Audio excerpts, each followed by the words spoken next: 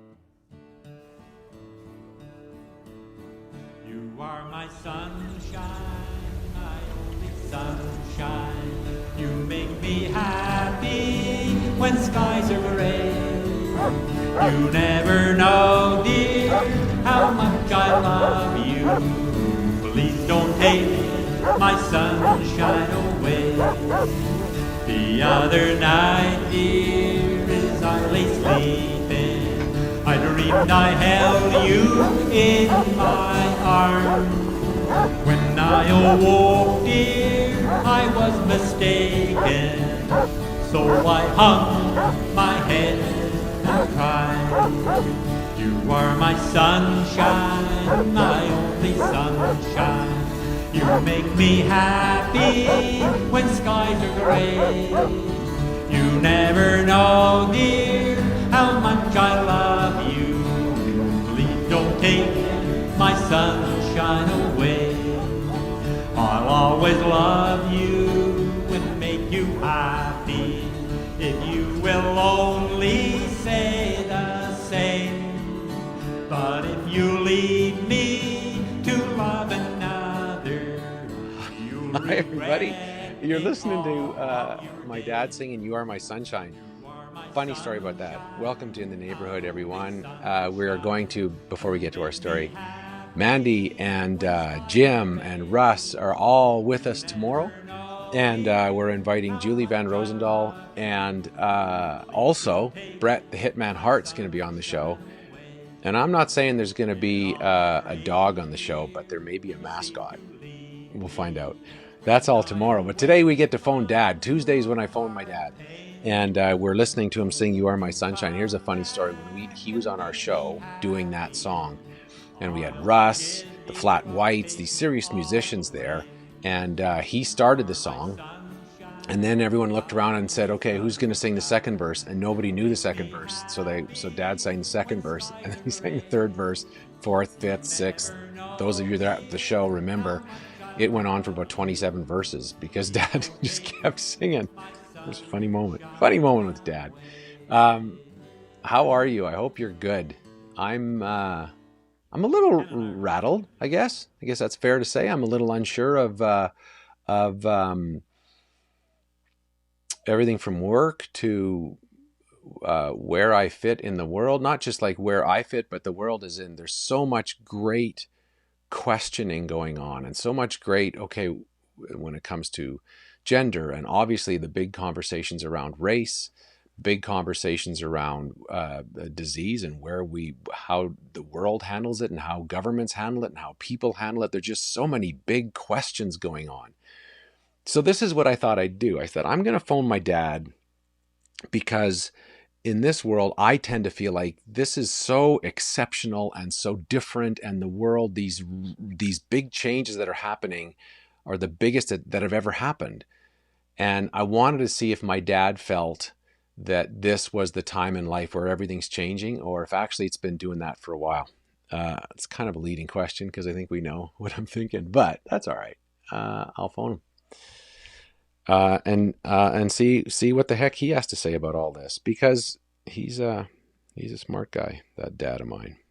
I wasn't sure. Now I realize probably should have found out ahead if I'm calling his cell phone or his other phone, but I'll just phone this one and see what I get. And if we get what we need, then we'll know. Isn't it wild that I just phoned my dad in the middle of a show? I find that great. Uh, 3 ringy dingies. That's so good, because sometimes what he does is he'll turn it off right after I say I'm going to call you, and then I'm like, no, you have to turn it on, otherwise. Your call has been forwarded to a voicemail service that has not been initialized by the customer you are calling. You know, I'll phone him at home, and he'll say, why didn't you call me in my cell? And I'll say, I tried, Dad. I tried very hard. And so this is what we're going to do. You know what? I was watching 60 Minutes the other day, and they do the same thing. This is how they work. Same idea. Hello? G'day, Dad. How are you? I'm fine. How are you? I phoned your cellular device, and it went to voicemail. So I thought, well, I'll try here. How come? I mean, I'm sitting here holding it in my hand. I don't know. You could phone. Would you rather be on your cell? I don't care. I'm on the rocking chair, and I can handle either. How's the rocking chair? Very good. Good. Good. Yeah. All right. So I was mentioning to you yesterday, and I was saying that I'm always interested to hear your perspectives on things. And I'd asked you because you told me stories about what do they call it when something changed? Disruption. How things change in industry, and people tend to say, well, with the internet and with phones, this is disruption like it's never happened before. We've never had workers get this disrupted before in history. And I thought maybe it'd be interesting to hear another perspective. So the one story you had was looking at pictures of the legislatures. Could you tell that one a bit and just sort of your understanding of what that was like? Yeah, there's a picture there at the ledge when they built it in 1912. And so there was horses with scoops digging out the ground. So there'd be two horses and a scoop and a man holding the handles. He'd take it out and dump it. I don't know, maybe seven or eight horses like that, or scoops like that. And the guy with the wagon there, they shovel a lot of the wagon, and the guy taking away the dirt. There'd be 100 men working there, and I don't know, whatever length now, if it was that, there would be one man with a bulldozer would do twice as much work as that 50 guys did, and a guy in the shovel in a gravel pit someplace with a big truck dumping it in. With 3 or 4 people working, where there'd be 100 people working before. So all those people were replaced by machines. Now, not overnight, but pretty quickly they had to change jobs. The advantage with that was, though, sure they had to change jobs, but you went from that maybe to work on the farm, or you went to whatever, maybe building something else. But now, if a guy like you is laid off, and there's young guys coming out of university know 10 times more about computers than you do, it's pretty tough for you to get work. Like, if you take the same comparison, eh? Right. I didn't think of that, but Ken said, like, the people, for instance, that were laid off working at the legislature could get a job in a factory or get a job there. But now, if a guy's 15 is laid off and he's trying to, like an engineer maybe, well, they have such programs now on computers that they don't need the guys. And to go into at 15 to learn all the stuff the young guys are learning, forget it. You just do it. Right. So that was, in one way, it was tough then, but it's tough now. It's really, things don't change. It's interesting. Yeah, you go. I'm talking about a picture I seen at the legislature. You move ahead 50 years, I started my apprenticeship.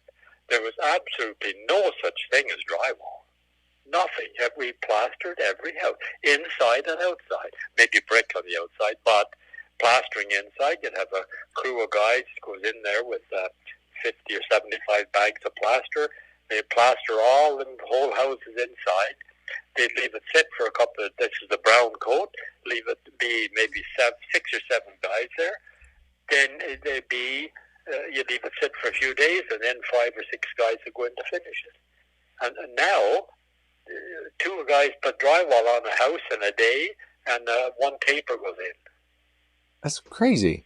Yes, so you think all the people not replaced, but that's the way life is. It's no different today than it was 50 years ago, 100 years ago, or probably 500 years ago. I don't know. Now, do you think there would have been, to use my brother, your son Ken's idea that people coming out of university, that sort of idea, when plastering went to drywall, so a whole lot of people replacing, would there have been 50-year-old plasterers that would have been just lost?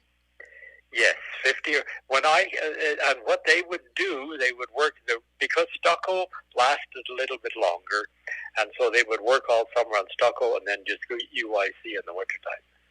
But now the odd guy, they look down on tapers. The tapers were just, it was not really a trade.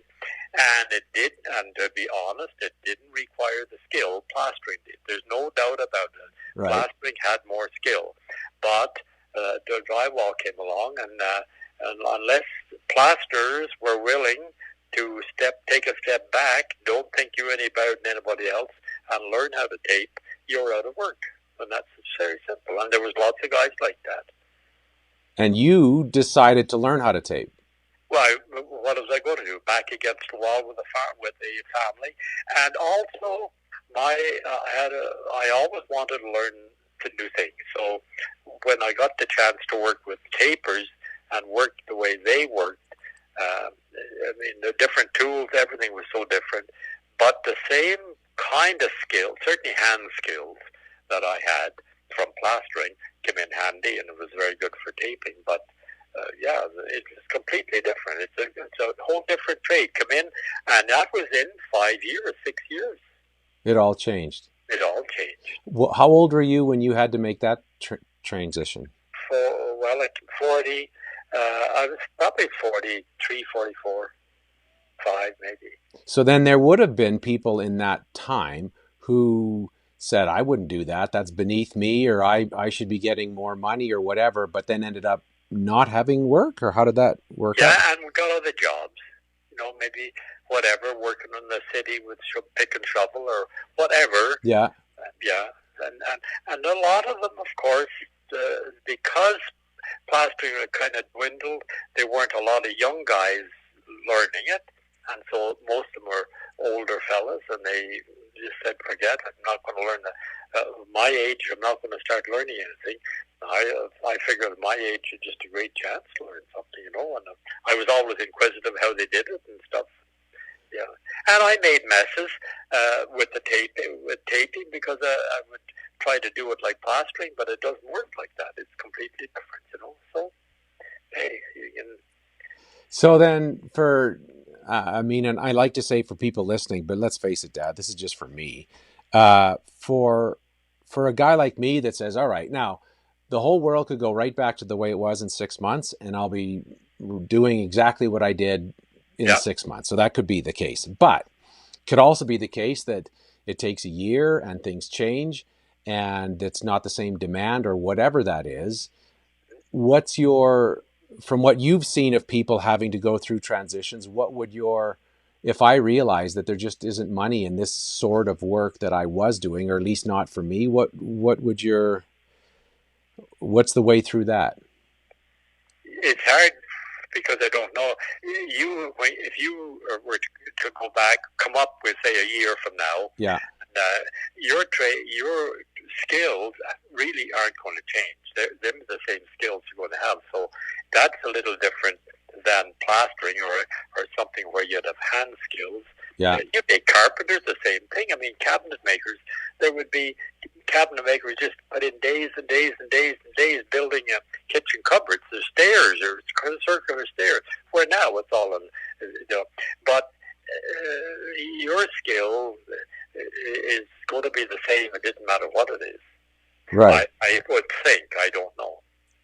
And was there like an attitude or like when you think again, when you were in your 40s and looking at people who managed to find a new direction and people who didn't manage to find a new direction, could you identify the sort of the attitude that helped some people or the attitude that got in the way of other people?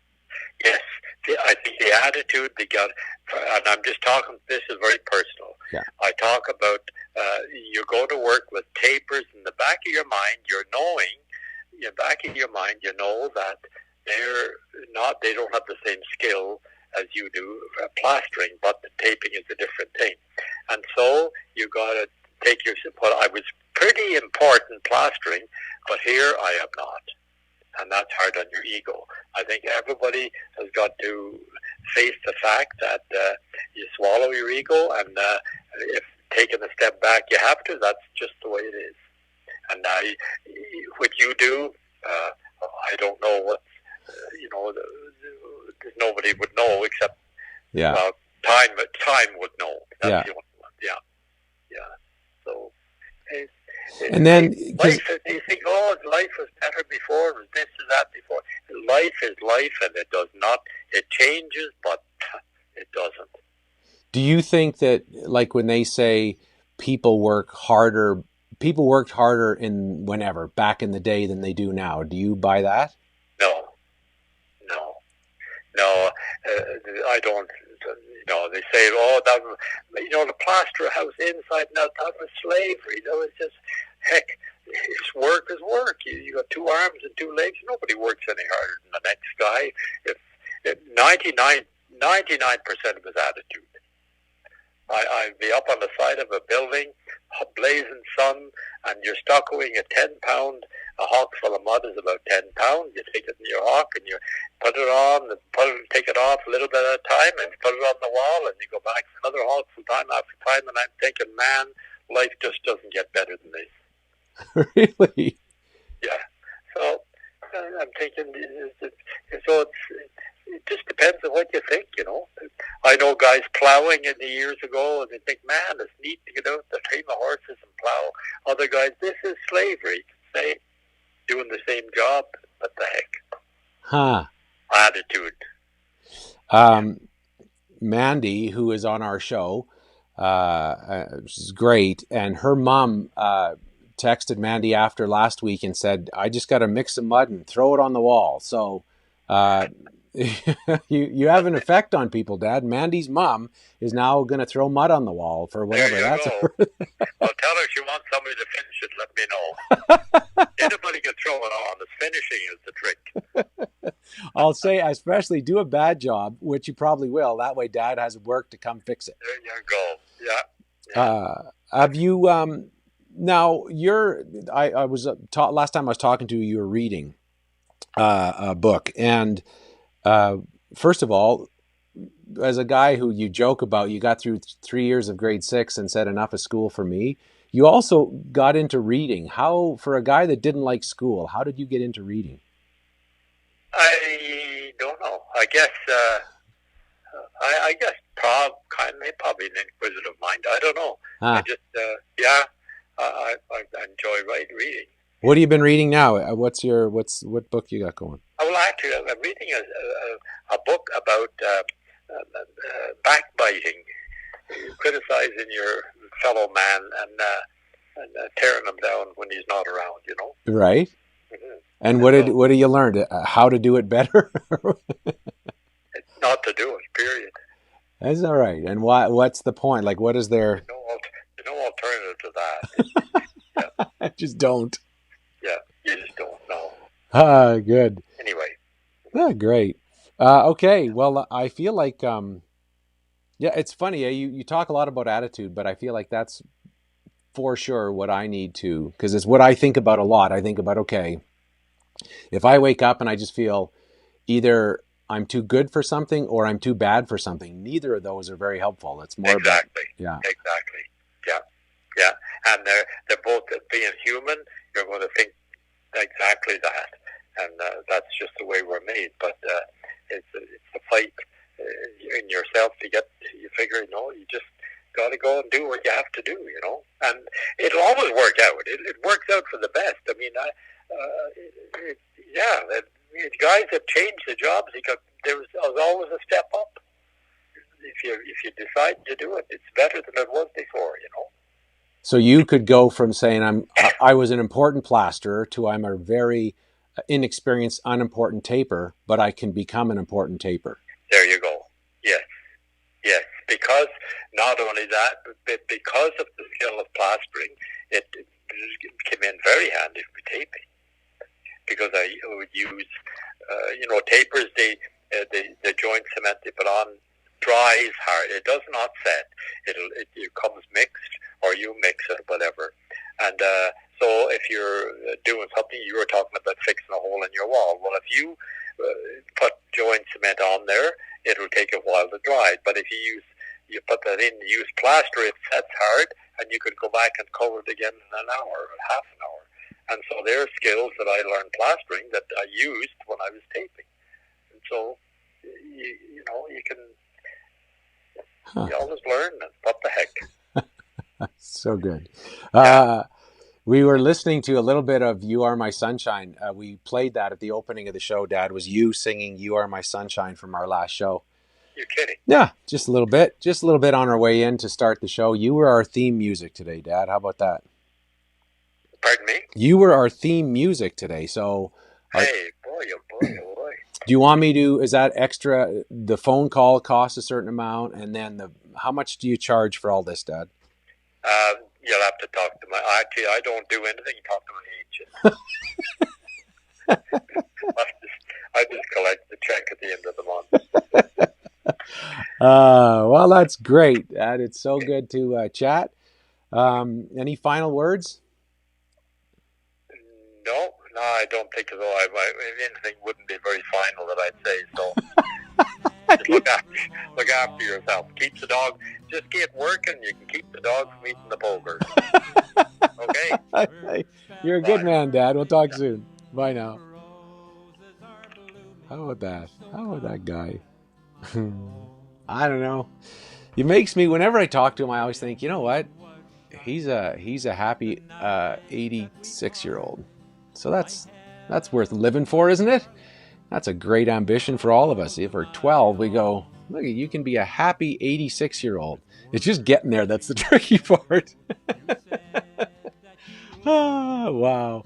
Well, we're going to go. Like I say, tomorrow we're so thrilled. Brett Hitman Hart's going to come on the show. I'm going to talk to him after the show today. I'm driving down to the Stampede for our first drive-through grad. We had a couple yesterday, but the first one I'm going to be at is going to be today. So there's some kids right now that are putting suits on and dresses on and getting their mom and dad and grandparents to stream it online and all of these things that are happening because a few people decided that if a kid's going to graduate this year, they need to walk across the stage and hear people clap for them. The only difference is we may not clap for them, we may just honk our horns for them, but it's going to happen today. So I'm very excited about that. Kelly Brothers going to be there. Equals MC Squared did so much work to get this going along with a bunch of other partners. So it's going to be a fun day. And tomorrow I'll tell you about it. We'll get Bret Hart's graduation message for what he thinks grade 12 kids need to hear, young people. And I don't know, Rob, what do you think? A little You Are My Sunshine? Yeah. Oh, we're going to sing, Dad's going to sing The Roses Are Blooming because it's springtime. Summertime? Springtime. Have a great day, everybody. Be well, take care of each other, and we'll see you tomorrow. Robins are singing, church bells are ringing.